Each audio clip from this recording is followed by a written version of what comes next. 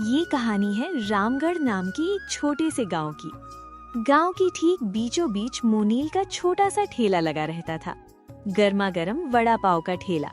सुबह सुबह जैसे ही भाजी तली जाती, उसकी खुशबू पूरे चौराहे में फैल जाती। मक्खन में सिकते पाव की महक ऐसी होती कि लोग बिना देखे ही ठेले की तरफ खींचे चले आते। मोनील के हाथों में कमाल था। जो भी एक बार उसका वड़ा पाव खाता, प्लेट चाटते चाटते उंगलियां भी चाट जाता। मोनील अपनी पत्नी शारदा के साथ रहता था। हर दिन की तरह वो भोर में उठता, किराने की दुकान पर जाता और बोलता, भैया 5 किलो आलू, 2 किलो मिर्च, मसाले अच्छे वाले देना, आज जल्दी ठेला लगाना है। सब कुछ ठीक चल रहा था, लेकिन एक चीज गड़बड़ थी, मुनाफा।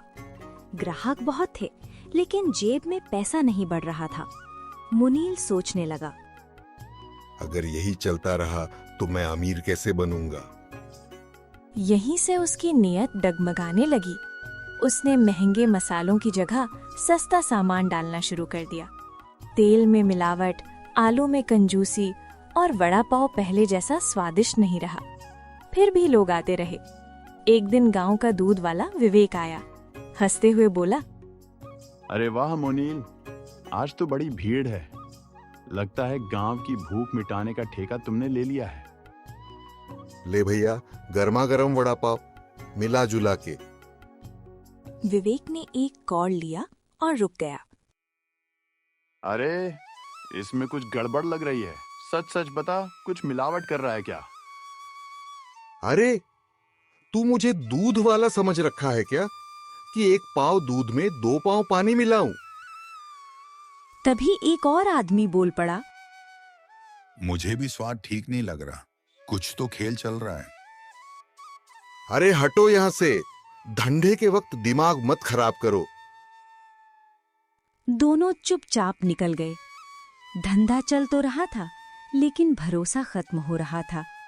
कुछ ही दिनों में ग्राहक कम होने लगे। ठेला खाली खाली रहने लगा। मोनील परेशान हो गया।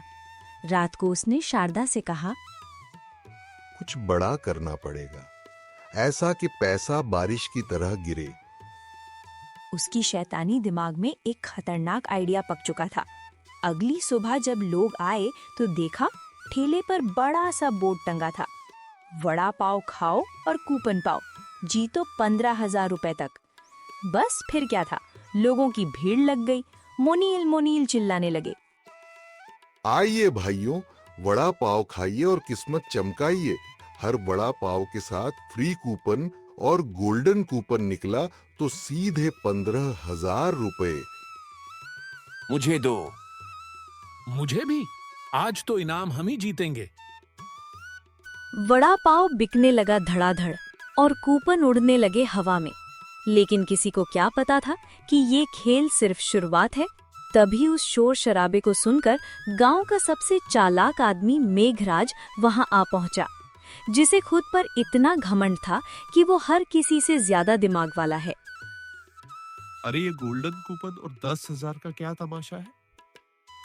आइए आइए मेघराज जी, गर्मा गर्म वड़ा पाव खाइए और किस्मत आजमाइए।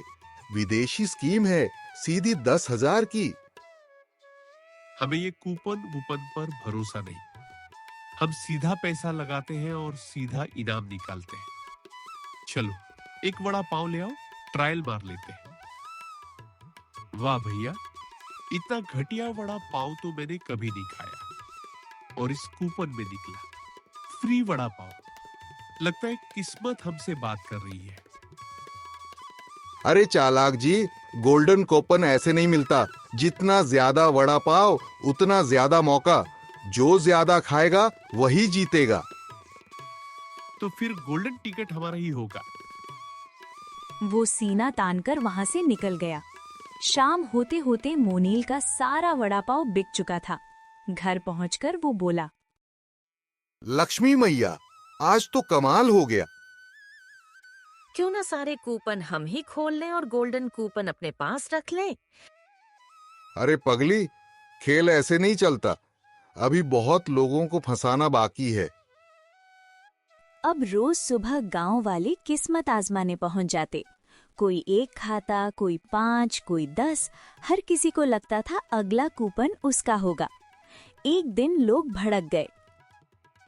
अरे भाई, इतना खा लिया, पेट खराब हो गया, लेकिन गोल्डन कूपन किसी को नहीं मिला। ये सब मोनील की चाल है। कोई गोल्डन कूपन है ही नहीं। देख लिया सबने, हम सब बेवकूफ बन रहे हैं। उसी वक्त एक व्यक्ति यदुवेंद्र पटेल आगे आया। मुस्कुराकर बोला, मेघराज, तू घबराता क्यों है? मुझे पता है गोल्डन कूपन कल मिलेगा और वो मुझे मिलेगा। मेघराज के दिमाग में बिजली सी गिरी। अगर यदवेंद्र जीत गया तो मेरा क्या? अगली सुबह वो 2 दोस्तों को लेकर मोनील के ठेले पर टूट पड़ा। आज बस वड़ा पाव बनाते रहो, जब तक गोल्डन कूपन न निकले रुकना मत। मोनील कढ़ाई में वड़े डालता गया और मेघराज खाता गया। अब खेल अपने सबसे खतरनाक मोड़ पर पहुंच चुका था। मेघराज को वड़ा पाव पर टूटते देखकर पूरा गांव भी लालच में आ गया। जहां मेघराज खा रहा था, वहीं भीड़ जमा हो गई। आज तो किसी न किसी को गोल्डन कूपन मिलेगा। लोग जानवरों की तरह वड़ा पाव निगलने लगे, बस इसी उम्मीद में कि अगला कूपन उनका होगा।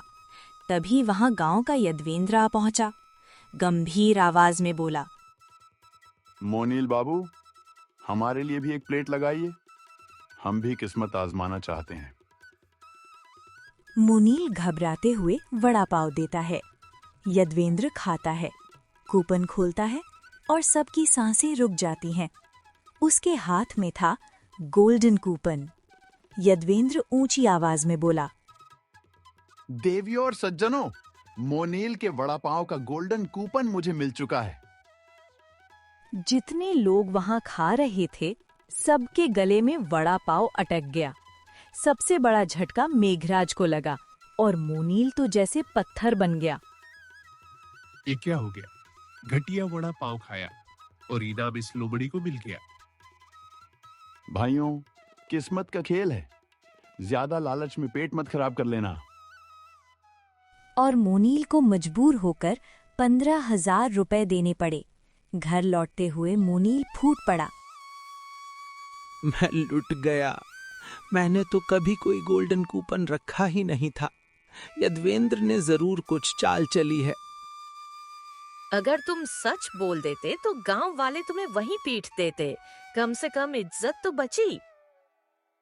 उधर यादवेंद्र मेघराज को सच बता रहा था। मैं जानता था कि कोई असली गोल्डन कूपन है ही नहीं, इसलिए मैंने बाजार से वैसा ही नकली कूपन बनवा लिया। मोनील के पास कोई सबूत नहीं था, तो उसे इनाम देना पड़ा। इस बार चालाक खुद चाल में फंस गया और यहीं खत्म होती है ये कहानी, जहां लालच ने एक ठग को ठगा और सबसे बड़ा चालाक जीत गया। दोस्तों, पिछली वीडियो में आपने जो नाम भेजे थे, उनमें से कुछ लकी लोगों के नाम आज की कहानी में दिखाए गए हैं, लेकिन बहुत से नाम अभी भी बाकी हैं। अगर आप चाहते हो कि अगली कहानी में आपका नाम किसी मजेदार या दमदार कैरेक्टर में आए, तो अभी नीचे कमेंट में लिखो अपना नेम प्लस सिटी, जैसे अमित दिल्ली या नेहा इंदौर। और हाँ, इस तरह की कहानियां रोज देखने के लिए सब्सक्राइब भी कर लेना, क्योंकि अगली कहानी में शायद आपका ही नाम गूंजेगा। तो जल्दी करो, कमेंट भी, सब्सक्राइब भी और अपनी किस्मत आजमाओ।